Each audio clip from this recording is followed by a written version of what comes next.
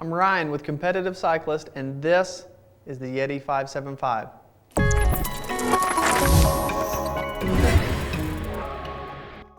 Yeti is a brand we've always admired from afar, so we're very excited about adding them to our product line. Their mountain bikes range from a route-style hardtail, the Arc, to a flagship World Cup level downhill bike, the 303. And perched firmly in the middle ground between the race rocket and downhill beast is their do-it-all trail bike, the 575. I heard about the 575 a few years ago when I'd forgotten that Yeti was actually still in business. I can't believe they dropped off my radar because I have fond memories of their distinctive turquoise race bikes and the rock stars of mountain biking who rode them to victory. Julie Furtado, John Tomac, and Missy Giovi were just a few. Cut to the present, and Yeti is as busy as ever, building some of the most innovative full springers on the planet. Yeti's roots are firmly planted in the world of single track, but they still sponsor a world-class gravity racing team, and since they use the racers as test subjects for new designs, it's no surprise that the 575 was born. When you look at the 575, the first thing that jumps out is the swoopy hydroform top tube.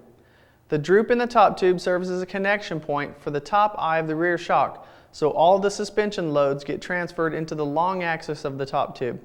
And since there's a bend here, it's what we call a hard point, where the frame is inherently stronger and stiffer.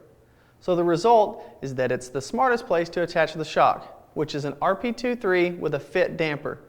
Now, Fox RP23 is my personal favorite because it offers a consistent, supple feel, and the Pro Pedal option is always there if I need to firm things up a bit when climbing. All of the pivots on the 575 use sealed cartridge bearings for smooth suspension action, and Yeti engineers eliminated the pivot at the end of the seat stays. It's been replaced by tapered pieces of carbon fiber which act a little bit like leaf springs, thus providing the same amount of movement as a traditional pivot. However, it's lighter and stiffer than a pivot would be, and it does the same job.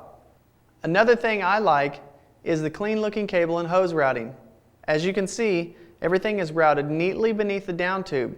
With the hoses and cables running so closely to the main pivot, there is never a situation where a weird loop of extra material develops during the cycling of the suspension and rubs your leg, or worse, the frame. After the first ride, I knew the 575 wouldn't be my cross-country race bike. It's just too supple for that. However, I could ride it all day long, and if I saw a tempting wall ride or a big stair gap on the way to the trails, there wouldn't be any harm in stopping to session for a while. The 575 would be the one bike that I'd travel with for a week full of riding in big mountain country.